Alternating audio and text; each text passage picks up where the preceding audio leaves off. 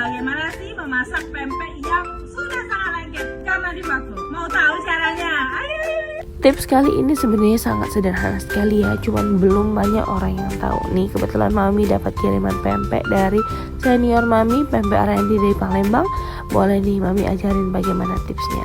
Pertama nih ya, kalau misalnya Bunda dapat pempek vakum ya, yang jadi masalah itu adalah susah sekali untuk mengolahnya karena dia lengket lah, harus direndam lah, harus dibiarkan terlalu lama. Oh enggak Bunda, ada cara yang paling jitu dan paling cepat, yaitu ditaruh di kipas angin. Bunda cukup 10 menit aja ditaruh di depan kipas angin, dijamin pempeknya mudah untuk terbuka dan dia sudah mulai lunak.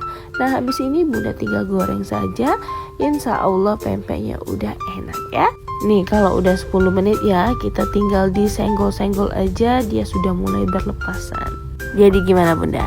Mudah sekali kan untuk dipraktekkan? Gimana nih tipsnya? Mudah sekali kan? Semoga bermanfaat ya bunda-bunda. Bunda-bunda juga boleh ikutan komen